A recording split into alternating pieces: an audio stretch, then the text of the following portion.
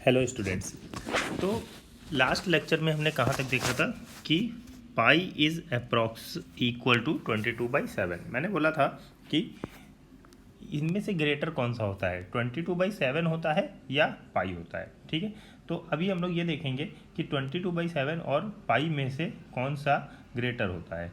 तो अभी हम लोग अगर 22/7 की वैल्यू एग्जैक्ट निकालें, ठीक, 22/7 को हम लोग डिवाइड करें तो ये आता है 3.142857, फिर इसके बाद रिपीट होने लगता है 14।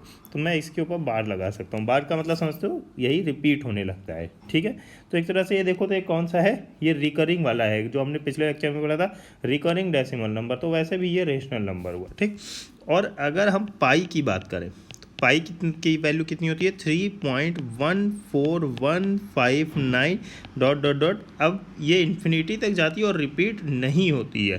तो अब इन दोनों में से ग्रेटर कौन सा होगा?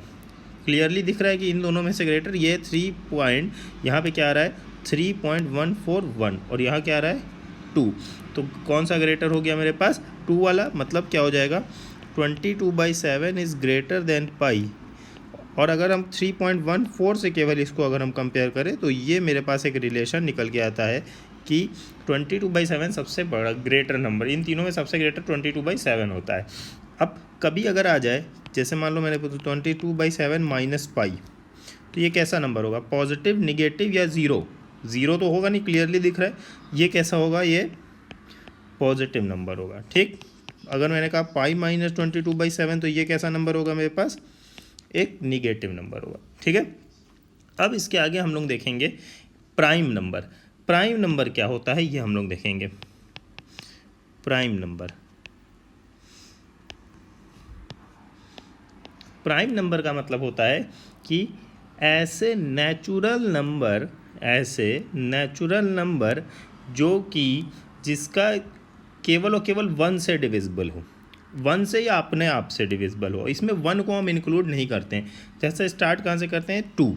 ठीक है, तो जैसे मान लो मैंने कहा 2 केवल 1 से डिविजिबल होगा या 2 से होगा? 3, 4 नहीं 4 नहीं होगा, क्योंकि 4 1 और 2 दोनों से डिविजिबल होता है। ठीक, 5, फिर 7, 9 होगा कि नहीं? 9 नहीं होगा। 9 जो है 3 से भी डिविजिबल होता है। इसके बाद क्या आएगा? 11, 13, 15 नहीं होगा। ठीक है, ऐसे करके ये अप टू इनफाइनाइट जाता है। तो ऐसे नेचुरल नंबर जो 1 से डिविजिबल हों या फिर खुद से डिविजिबल हों, ठीक है, उनको हम क्या, या फिर हम ऐसा कह सकते हैं जिनके केवल 2 फैक्टर्स हों, उनको हम क्या कहते हैं? Prime number. ठीक, अब प्राइम नंबर में अगर हम एक छोटा सा एग्जांपल देखना चाहें कि क्वेश्चन लिख लेते हैं, if PQR are prime numbers which satisfy the relation P square minus Q square is equal to R, then find the value of R। मुझे R की वैल्यू फाइंड करनी है। ठीक है, अब हम देखेंगे हम कैसे करेंगे। अच्छा, हमने एक फॉर्मूला पढ़ा हुआ है, इसका हम सॉल्यूशन देखते हैं। एक फॉर्मूला हमने वैसे 9th में पढ़ते हैं, ए स्क्वायर माइनस बी स्क्वायर। इसका फॉर्मूला क्या होता है?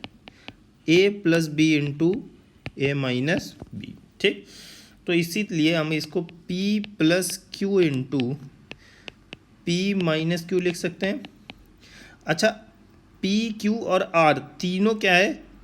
ये जो आर है ये भी मेरा क्या है? मेरा प्राइम नंबर गिवन है क्वेश्चन में। तो अगर आर भी मेरा प्राइम नंबर है और यहाँ पे क्लियरली हम लोग देख रहे हैं कि ये 2 का मल्टीपल है, अगर आर प्राइम नंबर है तो ये केवल 1 से डिविजिबल होना चाहिए या खुद से। इसका मतलब या तो p प्लस क्यू 1 हो सकता है और p माइनस क्यू 1 होगा, कोई एक तो 1 होगा ही होगा, कन्फर्म है। ठीक, तो अब हम लोग देखेंगे कि कौन सा 1 होगा। अच्छा, p और q क्या है? ये भी प्राइम है। तो 2 प्राइम नंबर्स का सम कभी 1 नहीं हो सकता, क्योंकि प्राइम नंबर्स 2 से स्टार्ट ही होता है। ठीक, तो यानी कि ये मेरा ये जो ये वाला पार्ट है ये करेक्ट हो गया। तो मतलब मैंने कहा कि p minus Q is equal to 1। अच्छा, अब ऐसे 2 प्राइम नंबर बताओ जिनका डिफरेंस 1 आए। केवल और केवल 2,3, मतलब अगर p की वैल्यू 3 है और q की वैल्यू 2 है तभी ये 1 आएगा, और कोई दो प्राइम नंबर ऐसे नहीं तुम सोच सकते हो जिसका डिफरेंस 1 आए, ठीक है। तो यहाँ से मेरे पास क्या आ जाएगा, r की वैल्यू क्या आ जाएगी, p square minus Q square that is equal to कितनी आएगी, 9 माइनस 4, मतलब r क्या हो गया 5। देखो 5 भी मेरा प्राइम है, और अगर p और q भी मुझसे पूछता तो वो भी मेरा आंसर फाइंड आउट हो गया बिल्कुल।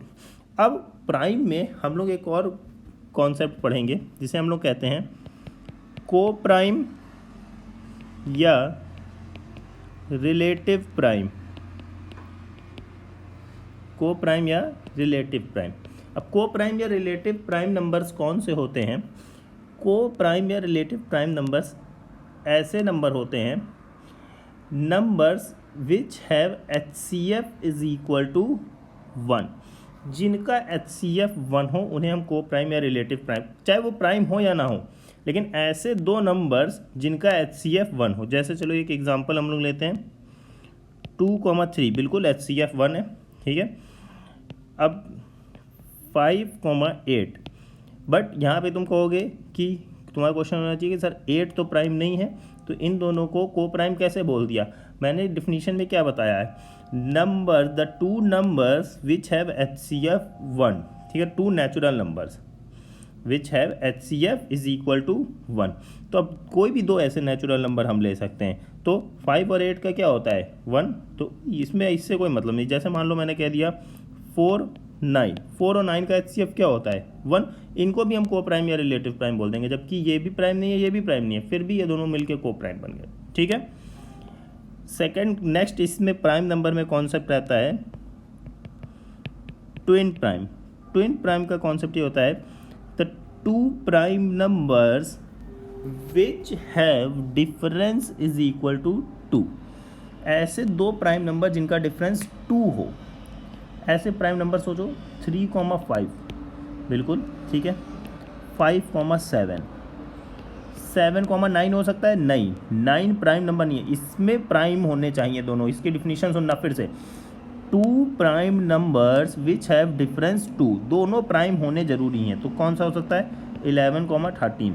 ऐसे बहुत सारे मेरे पास एग्जांपल्स आ सकते हैं, ठीक है। अब इसके बाद एक आता है मेरे पास कंपोजिट नंबर।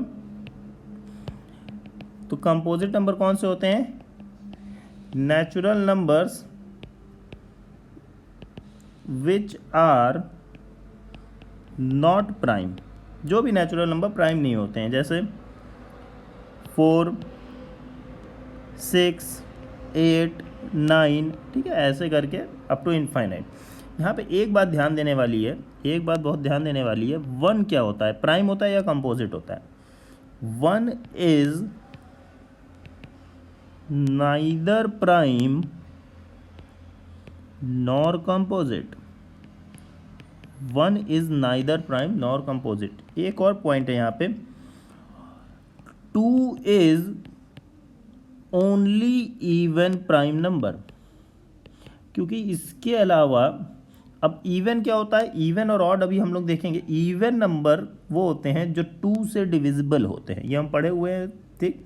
तो 2 is only even prime number, ठीक है, क्योंकि कोई भी इवन नंबर होगा वो 2 से तो डिविजिबल हो गई अपार्ट फ्रॉम 2। तो और एक और यहाँ पे पॉइंट आता है, 4 इज स्मॉलेस्ट कॉम्पोजिट नंबर, ठीक है। अब इसमें हम लोग दो टाइप के नंबर और देखेंगे, कौन से होते हैं मेरे पास, इवन इंटीजर्स और ऑड इंटीजर्स। अब इवन इंटीजर कौन से होते हैं मेरे पास, even integers which are divisible by 2, ठीक है, जो भी 2 से डिविजिबल होता है उसको हम इवन इंटीजर्स बोल देते हैं, ठीक। जैसे 2, 4, 6, 8, ठीक है, ये सारे ही इवन इंटीजर्स होते हैं। इसका जो एक जनरल फॉर्मूला हम लोग लिखते हैं, इसको लिखते हैं 2n where n belongs to z। अच्छा z क्या है, मैंने लास्ट लेक्चर में बताया था z क्या होता है, z को क्या रिप्रेजेंट करते हैं, इंटीजर। ये क्या है, ये जो ये साइन देख रहे हैं, ठीक है, ये होता है बिलोंग्स टू का, बिलोंग्स टू, इसको हम लोग बिलोंग्स टू का साइन कहते हैं। ये ई नहीं बना हुआ है, ई के जैसा है, इसको इस तरह से कुछ हम लोग रिप्रेजेंट करते हैं।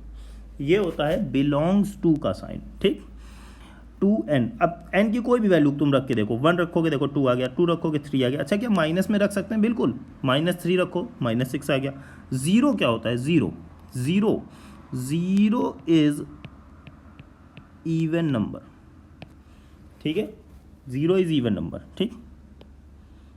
अब हम देखते हैं ऑड इंटीजर्स।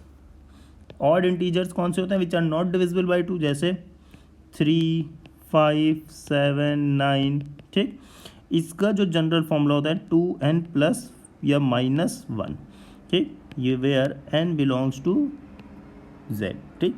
ज़ीरो ऑड होता है, ज़ीरो इवन होता है, ऑड नहीं होता है, ठीक है। कई स्टूडेंट्स इसमें कंफ्यूज होते हैं, कई लोग कह देते हैं zero is neither odd nor even. नहीं, ज़ीरो इज़ इवन नंबर, ठीक। तो अब ये हमारा नंबर सिस्टम अब ये एंड हुआ, ठीक है। अब इसके आगे हम लोग क्या देखेंगे? इसके आगे अभी हम लोग देखेंगे इंटरवल्स, देखेंगे हम लोग इनइक्वालिटीज़, देखेंगे मॉड, देखेंगे लॉग, ये सारी चीज़ें हम लोग आगे प्रोसीड करेंगे।